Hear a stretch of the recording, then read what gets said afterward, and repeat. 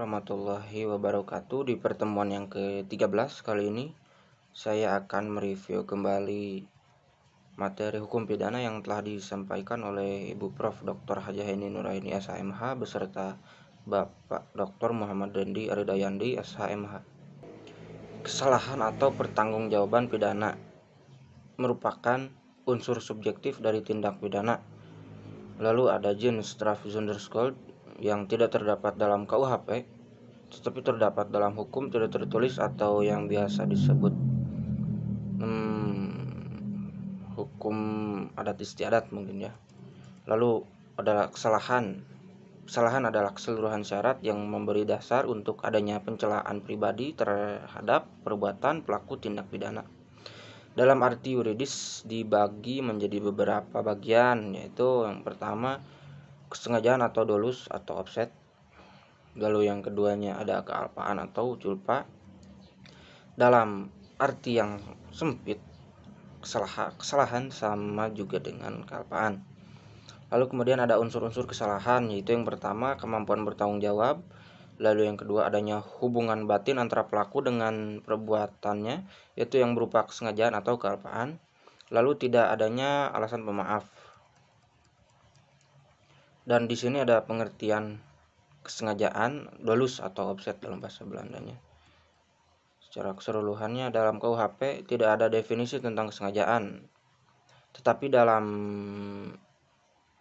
kesengajaan diartikan dengan menghendaki atau mengetahui, atau dalam bahasa Belandanya willen en weten gitu. Jadi dikatakan sengaja apabila pelaku menghendaki apa yang dilakukannya dan mengetahui perbuatan yang akan dilakukannya, yaitu yang pertama atas dasar itu pelaku mempunyai kehendak untuk mewujudkan, atau dalam bahasa Belandanya Wills Theory, unsur-unsur dari rumusan undang-undang.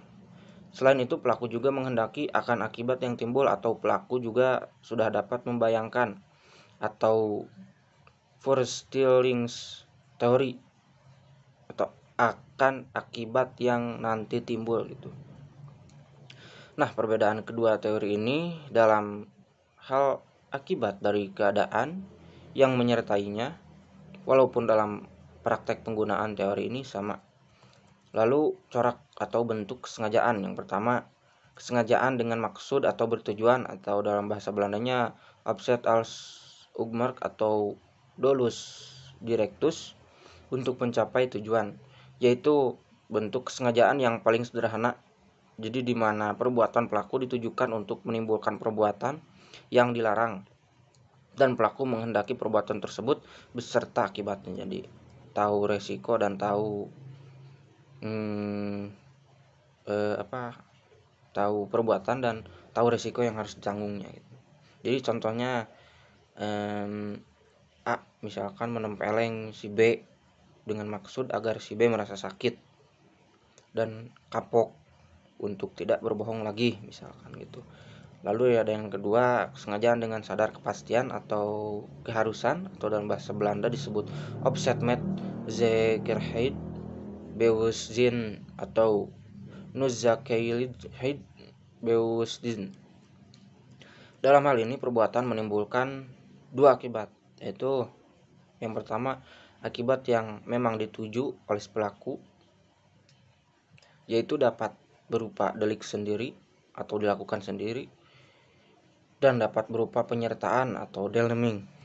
Lalu yang kedua akibat yang tidak dikehendaki tetapi merupakan keharusan dalam mencapai tujuan, sehingga akibat ini pasti terjadi atau timbul gitu. Contoh, A hendak membunuh B dengan menembakkan pistol, sementara B sedang duduk di balik kaca restoran gitu.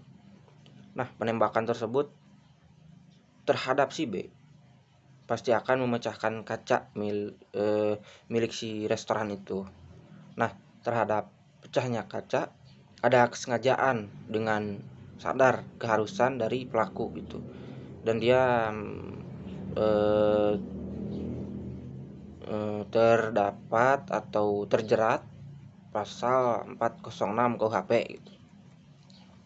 Lalu yang ketiga kesengajaan dengan sadar, kemungkinan atau bersyarat, atau dalam bahasa Belandanya disebut dolus eventualis atau noodwaardelijk opzet. Ada keadaan tertentu yang semula mungkin terjadi, kemudian benar-benar terjadi. Contohnya Ares Kuetart di kota Huizen, negeri Belanda gitu.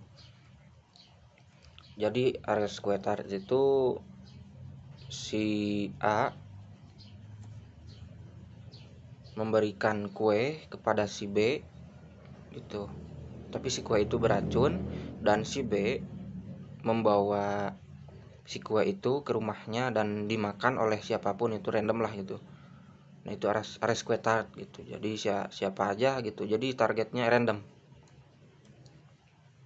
Lalu ada teori apa boleh buat atau Inkaufnehmen teori, atau juga bisa disebut Opdekoop-Toenemen teori.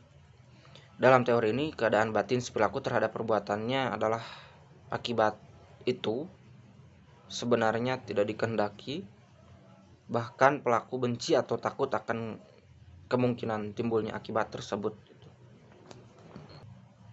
Lalu yang kedua, akan tetapi meskipun demikian ia menghendakinya, namun apabila keadaan atau akibat itu timbul, apa boleh buat gitu, hak itu diterimanya juga.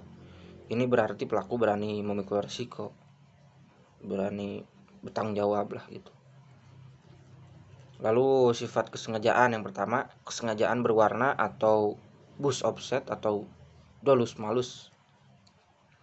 Yang pertama, sengaja melakukan perbuatan atau dolus malus berarti sengaja untuk berbuat jahat atau bus offset. Jadi kesengajaan perlu ada kesadaran dari pelaku terhadap perbuatan yang dilarang. Dengan kata lain, kesengajaan berarti kesadaran dari pelaku terhadap perbuatan melawan hukum. Atas dasar itu, kesadaran menjadi syarat untuk dapat dipidananya pelaku. Ajaran ini sudah tidak dianut lagi karena memberikan beban yang berat kepada penuntut umum dan terutama hakim gitu. Dalam ajaran ini, hakim harus membuktikan bahwa pelaku dalam melakukan tindak pidana selain menghendaki perbuatannya juga mengetahui dan menyadari bahwa perbuatannya dilarang dan diancam dengan pidana oleh undang-undang. Kemudian yang kedua ada kesengajaan tidak berwarna atau kleurloos opzet. Untuk dapat dipidana, pelaku cukup hanya dengan menghendaki perbuatannya dan tidak diharuskan mengetahui atau menyadari bahwa perbuatannya dilarang dan diancam dengan pidana.